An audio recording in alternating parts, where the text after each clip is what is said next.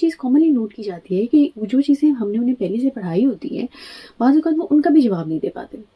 اور جب ہم ان سے پوچھتے ہیں تو ہمیں پتہ ہوتا ہے کہ انہیں وہ آتی ہیں، مگر وہ جب ان سے پوچھو کہ اس کویشچن کا آنسر دو تو وہ سوال کا جواب نہیں دے پاتے۔ اب ایسا کیوں ہوتا ہے؟ بچے پڑھائی کرتے ہوئے اتنے زیادہ ان سوالوں کے جواب کیوں نہیں دے پاتے جو انہیں آتے ہوتے ہیں؟ آج ہم اس سوال کا جواب ڈھونڈیں گے۔ جب ہم بچوں کو پڑھا رہے ہوتے ہیں نا تو ہم لوگ جو ہیں ہم کیا کرتے ہیں، ہمارے جنرل رویہ کیا ہوتا ہے کہ جب کوئی بچہ شرارت کرتا ہے یا کوئی مستی کرتا ہے تو ہم اسے کہتے ہیں کہ بس صبح سے کھیل رہے ہو، جاؤ اب مستی بند، اب جاؤ اپنی بکس لے کے آؤ، پڑھائی کا کوئی ہوش ہی نہیں ہے، پڑھنے کا کوئی ٹائم ہی نہیں ملتا ہے لوگوں کو، چلو اپنی بکس لے کے آؤ۔ اور پھر ہمارا ایک جو ہے وہ شکل پہ ہمیں غصہ آ جاتا ہے اور ٹون ہماری تھوڑی اینگری ہو جاتی ہے، اور پھر ہم بچوں کو نا ایز اے پنشمنٹ ایک سزا کے طور پہ نا پڑھائی کی طرف متوجہ کر لیتے ہیں۔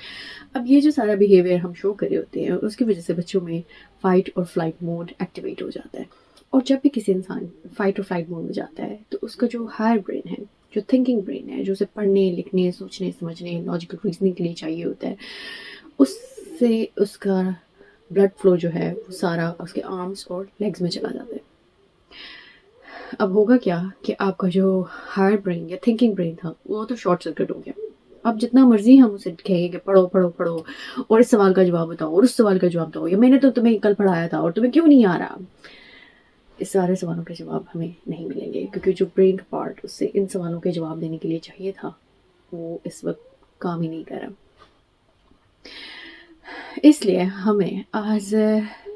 پیرنٹ اپنی اسٹریٹجی کو چینج کرنے کی ضرورت ہے ڈیورنگ ایجوکیشن۔ اس کا یہ مطلب نہیں ہے کہ آپ انہیں کانسیکوینسز نہ دیں،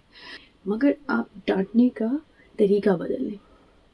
فار ایگزامپل ڈانٹنے کے طریقے میں اپنے آپ کو اینگری شو کرنے کی بجائے آپ اپنے بچے کو کہیں کہ اوکے